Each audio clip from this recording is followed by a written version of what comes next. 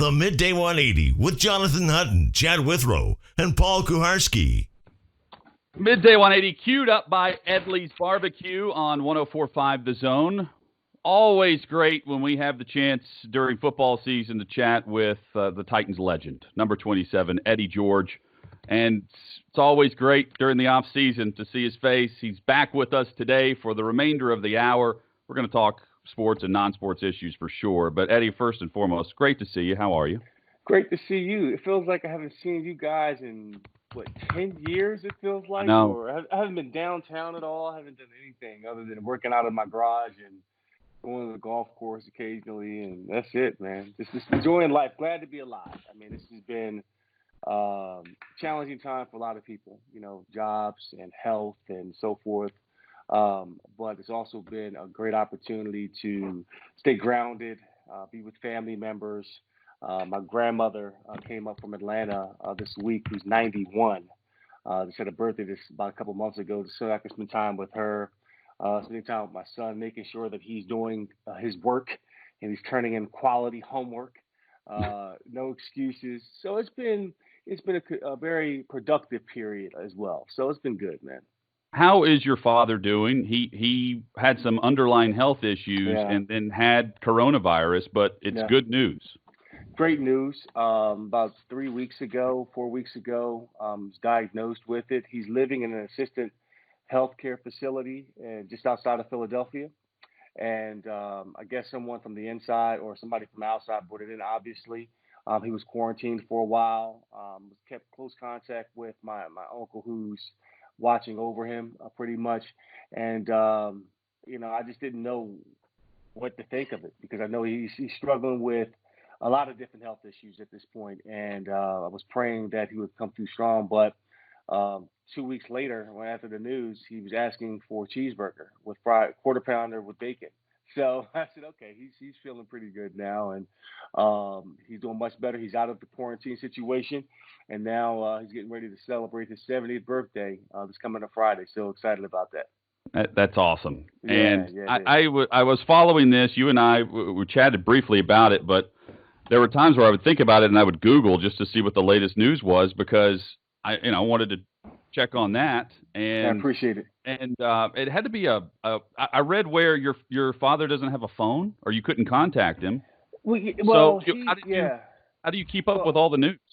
Well, I had to call my uncle because he talks to him, and there's a direct line to my father. My father, he's an interesting man. When he doesn't want to be bothered, he'll take the phone off the hook. So it was a direct line to him. I kept getting direct line. I kept asking the nurses if they could, pass me through to him. So finally they said, hey, just tell me the son called and that I love him. Just give me a call when he can. So Bandit's been communicating back and forth with my family members. Eddie George with us on the Midday 180. You've been doing everything during this quarantine time. Virtual DJ set was one of the things at the time. You were part of the virtual draft party that they put on, and both were well received. Yeah, I mean, listen, I have nothing else to do. I organized my books in the back. I cleaned out my closets. I cleaned out the attic. Did a lot of different things during this quarantine period. So I don't mind jumping on with you guys doing this or doing the virtual DJ stuff. That's I love doing it. That's a hobby of mine I've done for well over 20 years. And any way I can help alleviate a little pain or some worry or just to enjoy life for a brief moment for about 2 hours, I'm willing to do that. So it's been cool, man. I've enjoyed allowing people to come into my world. The DJ set was cool. It was you and C-Wiz, and you had I get the update on Instagram when someone goes live that I'm following, so I click on it, and I think you opened up with J-Lo. What did you close the set with? Oh, actually, it was Flow Rider. Opened it with Flow Rider. Okay. And, oh, gosh, who did I close with? I don't know. I was all over the place. Played a little Flow Rider, played some classic 80s, played some 90s hip-hop. Just tried to appeal to everybody. Played some Bob Marley. I just try to go around the gamut, because you never know who's watching. We have people from all over the world calling, and I'm like, man, people from Mexico were texting in, and from Europe, from all over. I didn't realize Titans fans were all over the place. I mean, it was really refreshing to see that, and I think overall we've got about on the website almost 40,000 views. So it was pretty cool. So hopefully we can make it an annual thing. I guess they could hire me to be their DJ of all things. It's crazy. Hey, how did that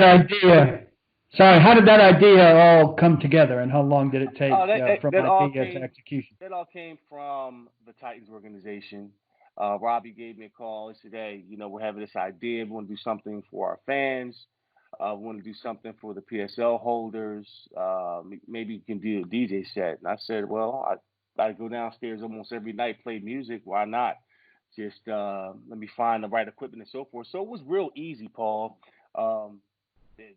The guys over there with their social media and so forth, they told me how to set it up. I linked onto their page, and we just made a go at it. So hopefully we can do it again. But I think, after coming out of this COVID stage, hopefully there's a bigger opportunity to play and involved with all of that. Our listeners can't see right now, but if you watch the DJ set, we are not in Eddie's DJ area. It looks like we're in the wealth management area of Eddie's home right now. Hey, that's right. My cards are right here, okay, Jonathan. Exactly. That's exactly where we are. So how many of those books behind you have you read? That is quite the library. Yeah, that's a collection over a 20-year period. I've read absolutely none. Okay. It's all for design, all for looks, to make me look like, yeah, he's smart, but nah. I might have read, I've read a couple of them. Pull something random off. Random? Want me to pull one out? Yeah. Let's see. No, don't look. Random.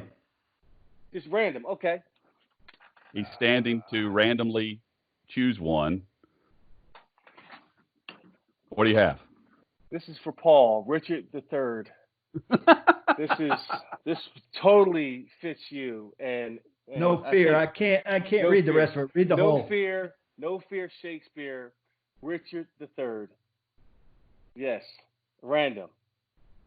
I can't think of a better choice for Eddie to pull off the wall there than Shakespeare. All right. Did that get you ready? Did that help get you ready to perform Shakespeare? This one, no. I did a reading of this one. I did a reading with Stella Reed about 2.5 years ago with the Nashville Shakes, and I played Richard III. Actually, this is a very fun character to try to delve into. He is on the surface evil and maniacal, but at the core of who he is, he has great ambition. He's loyal. He's a lot of the opposite of what you think, and I really enjoyed this. So, but for the most part, to get ready for Shakespeare, Paul, you can never. You just have to delve in head first and hope for the best. Hold that up one more second. Paul's getting the photo here.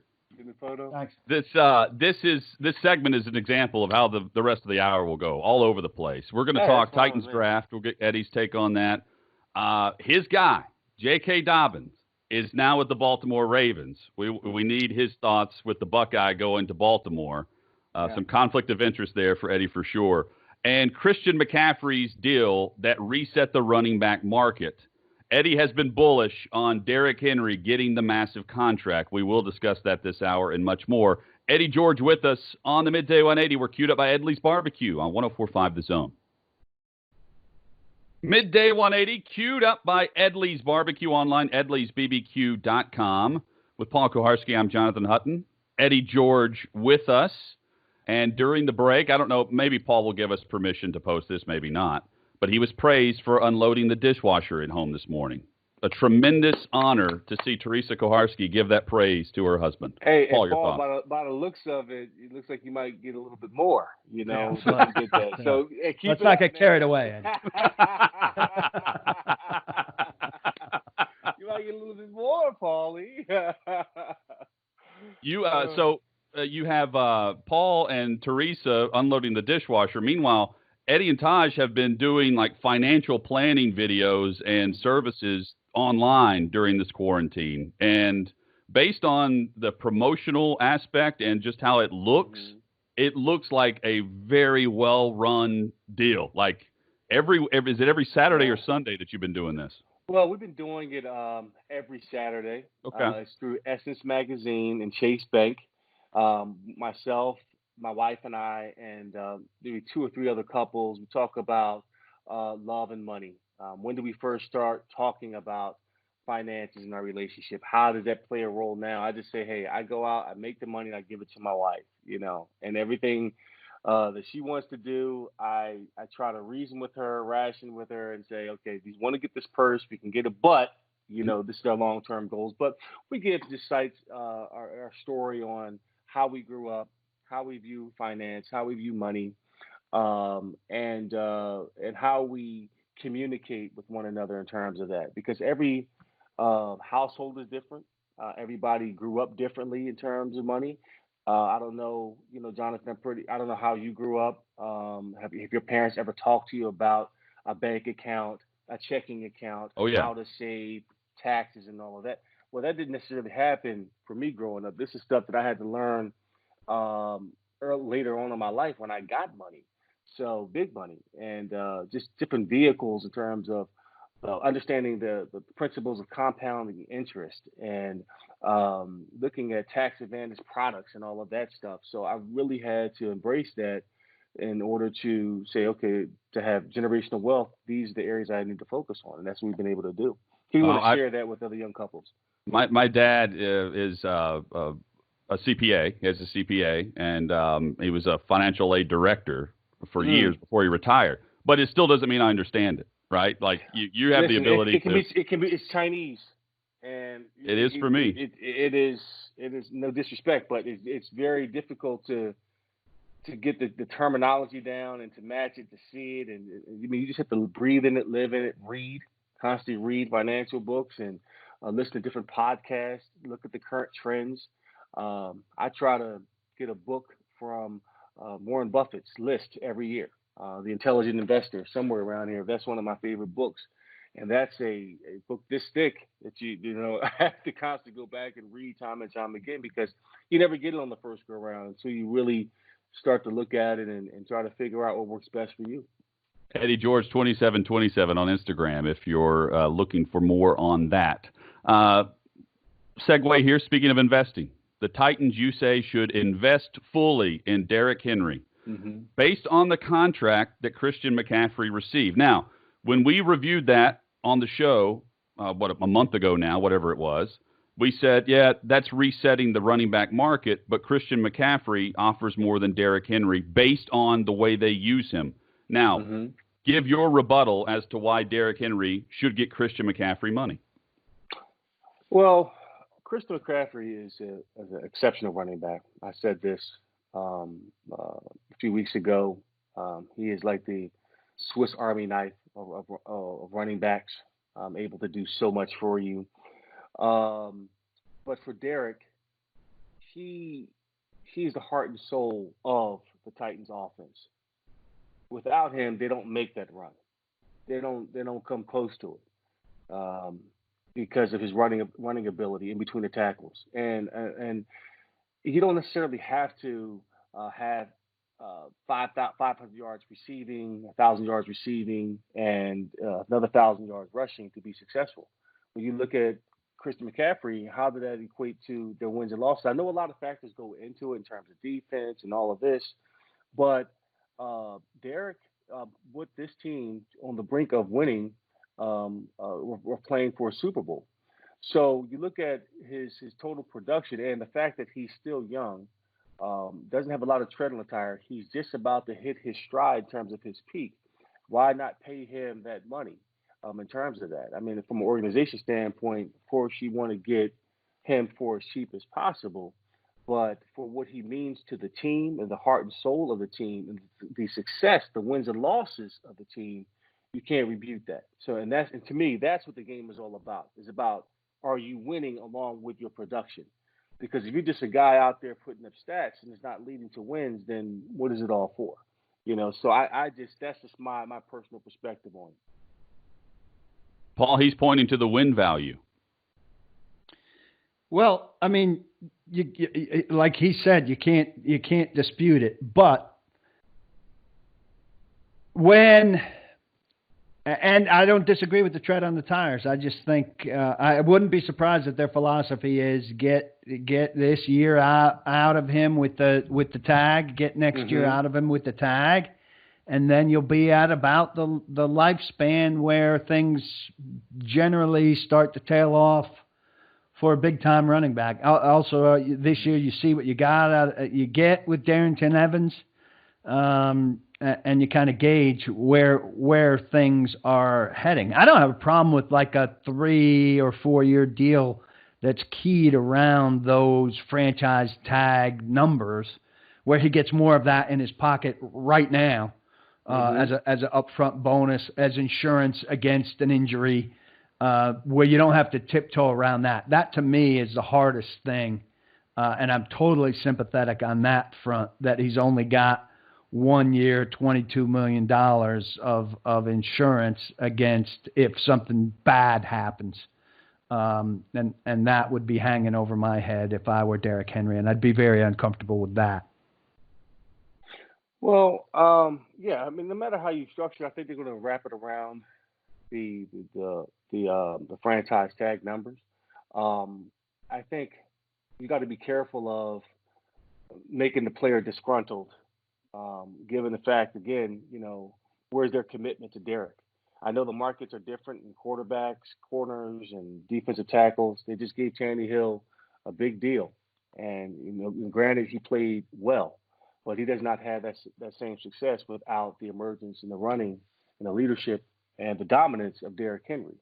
And you can always go say, well, running backs don't last long or whatever, and I get all that. But Derrick is in a unique situation, and I think his upside is higher than that. He doesn't have, again, the years of pounding on his back. It's his history. He was with DeMarco Murray his first couple of years. Didn't have a big year. And really, he's just now starting to go into his third season as a full starter, I believe. So when you factor all that in, I think they have to be creative and find a win-win and say, how do we, the Titans, protect our years, given running backs over the history of running backs getting these big contracts and then not being able to fulfill it, and the production goes down, versus not having a disgruntled player who's the heart and soul of your team, and not turning that off, because you could say, okay, we'll see what this other guy does, but this completely changes the look and feel of your team, and you're really starting all over in terms of the identity of your team. So you got to be careful about that. I lean towards the win-win conclusion that you're describing because he signed his franchise tender so quickly. Yeah. Normally, a player that's disgruntled is not going to do that. Right. And it sounds like they're on good terms from a business side of things. Yeah, and as they should be. And if they can continue to work through the summer toward a long-term deal that's creative, great. I'm not a big fan of running backs sitting out in the situation and not getting zero. Did not work well for Le'Veon Bell, who could be on his way out of the New York Jets. Given that stance and what he did with Pittsburgh, so he missed out on a full year salary because Eagle got involved, and you missed out on $10 million or $13 million of guaranteed money that you would have received and still been able to hit the market. So you got to be able to put your business hat on and take your helmet off for a moment and think about, how you can maximize your value and maximize your playing ability to get more money out of this deal.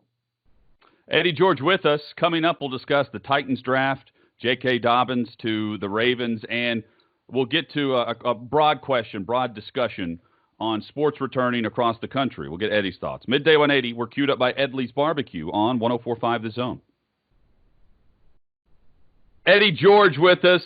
Been fun to have him back on the show today. We missed the Eddie George show in the fall, and can't wait for football season. Eddie, your thoughts on sports getting back to some normalcy, and it sounds like all of the major sports are focused on doing that in some way.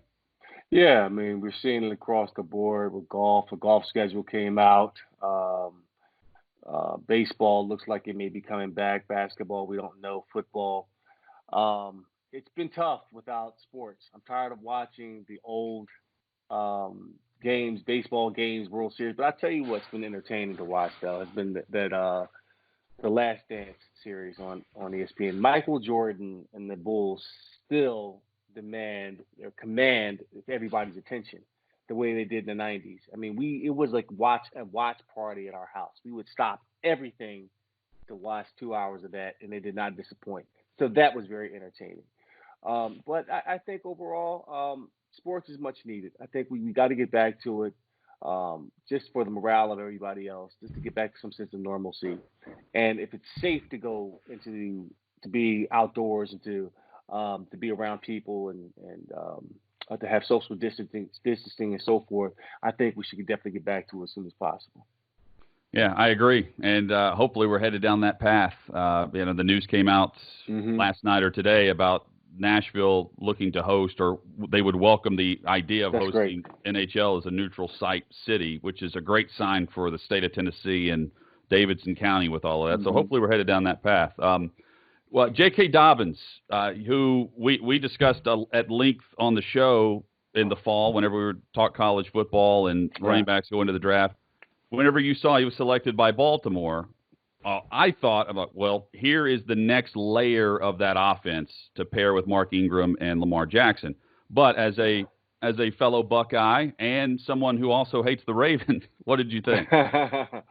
Well, I hate the fact that he's a Raven, but I think the Ravens got an exceptional ball player in J.K. Dobbins. He can do so much for you. Vastly underrated. I was shocked that he went that late, to be honest with you. I thought that he would have been the second running back taken or third running back taken. But I was perplexed by, wow, these teams don't see the value that he brings to the table. Hands are fairly decent. Had a couple drops in the game against Clemson and really throughout the season that were like, man, he's got to be more consistent in that area. But in terms of being a dynamic game changer, great change of pace of a running back. He runs bigger than his actual size. He's hungry, plays with a chip on his shoulder. He's going to be an exceptional fit for the Baltimore Ravens and what they like to do, and being in just terms of route running, getting matchups, being a third down. But whatever you ask him to do, I think he'll do it. And he's wearing the number 27. So I can't knock that. That's not a bad thing, right, from your perspective. Right. What did you think of the Titans draft overall? Paul, go ahead. Paul, get something? Well, I was going to ask what you thought of Titans running back in the third round, Darrington Evans out of Appalachian State, who's going to take that Dion Lewis role, out of which the Titans need more than they got the last 2 years.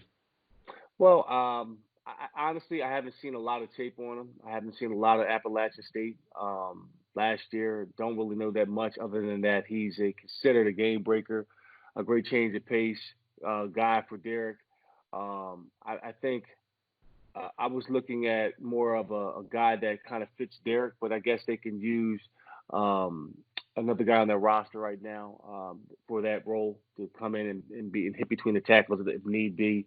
But overall, I think he's going to be an interesting addition to see how he's going to fit into this offense moving forward, because they really failed to find a role for Dion Lewis and the emergence of Derrick Henry. So I'm curious to see how that's going to work out. Maybe it'll be a certain package for him coming into camp. Maybe they're going to really emphasize and push the fact that he's going to be our third down guy, or he's going to come in and do some things in the passing game as they open things up. They can go 5 wide. They can come back in the backfield, run the football, so forth. So we'll have to wait and see what they do with him. But honestly, I don't know a lot about the kid. Eddie George with us. Hey, final thoughts on the way out. I noticed you did like a Shark Tank type of event. It was you and Roger Saffold, where you took pitches. Yeah. Explain what that was like. It was for the Entrepreneurial Center here in Nashville, EC, and they had a virtual pitch for various small businesses that are looking for capital, semi-mature businesses and mature businesses. And we had to listen to all their pitches. The winner got a $5,000 check, going to their business. They were all like forward thinking. It was all geared toward how their businesses are impacted by COVID-19 and what they're doing for it. So there was um, a filter replacement business, which was pretty interesting in my eyes. Non-sexy, but something that's needed now for homes, corporations, and so forth. There was one app in terms of having the ability to be seen by your doctors and having all your information there prior to that without having to filing out the paperwork and so forth. So it was really interesting to hear all of the pitches from different businesses and what they're doing, how they're changing, and what they're going to do with the money as moving forward. So the EC, we've had a great relationship through the years, and it was great to hear about the ideas that some people that they have out there in terms of their businesses and how they're shaping and shifting during COVID-19. I think that's awesome. And, from your perspective, whenever you entered the league, you were very forward thinking, and it wasn't about the next paycheck. It was, okay, where do I want to be and set myself up for after my career? And now you're in a seat where you're hearing pitches, not just in this setting, but in other business settings, trying to get you to invest in companies. What's it like seeing that through and now listening to people pitch their ideas to you? Well, it's a lot of fun. It's like, man, I would want to take it would be hard to turn people away or good ideas away. And every last one of them was an excellent idea. And in fact, I'm trying to get my wife aligned with a young lady who's focused on empowering women in entrepreneurship. And that's a platform that we're looking at, how to help women break through the entrepreneurial, I guess, challenges, the hurdles that they have to face in terms of getting their businesses ideas off the ground and having them be heard. So it's great to be on the other side and listening to their ideas, how thoughtful they are in thinking them through, from implementation to dollars to cost to growth to scalability, all of it, just all those factors in terms of how they're taking what's in their heart, their dream, and bringing that, and making that a business idea. It's fascinating, and any way that you can figure out to help or be a part of that is also great too. It's been a Titans legend week on the show, Paul. In a way, that's how I would describe it. We had Javon Curse on yesterday. We do a Nashville sports retrospective on Tuesdays, and we took a look back at his '99 season. The Freaks jump into the league, which was outstanding. Man, he was awesome to watch. I saw something on Twitter where they showed the '99 season, his record-breaking rookie year, where it still stands, the sack record, and he was just a dominant force. Could not be blocked, fast off the edge, just a problem. I mean, he would not only get the strip sack, pick up the fumble, and then score. He was a one-man wrecking show, and it was awesome to watch him play, man. He was just How awesome. quickly did you know that this guy is the missing ingredient for us, and he's going to throw us? This is what we needed to go from 8-8 to big-time legit. The moment that he stepped into the facility and he did his the conditioning test. And ceiling tile. Oh, yeah. Yeah, that when he jumped and hit the ceiling tile, when he did his conditioning test, and his first day of practice, we knew that he was going to be something special, and he was a difference maker in us going from average to the next level of being elite. It was without a doubt. People forget that he had the fastest, not the fastest. He tied Deion Sanders. Sanders ran that 40, and then they also timed the first 10 yards. Javon was just as fast as Deion was in the first 10 yards, comparing combine numbers. That's nuts to me. And they're both from Fort Myers, Florida. Yes, and same high school. Something in the water in those areas. But, yeah, no, Javon he still looks like he can go out and put on the pads. He joined us from the gym. Of course. That's where he lives. That's where he lives. But to play with players like Javon, and you look back on his body of work, you look at like his rookie year, And you're just like, man, I'm so thankful that I was able to witness that and not take that for granted.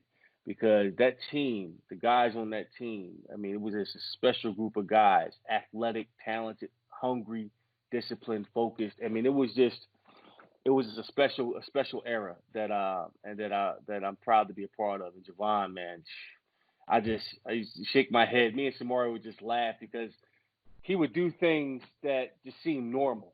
And I'm like, he didn't even realize what he just did.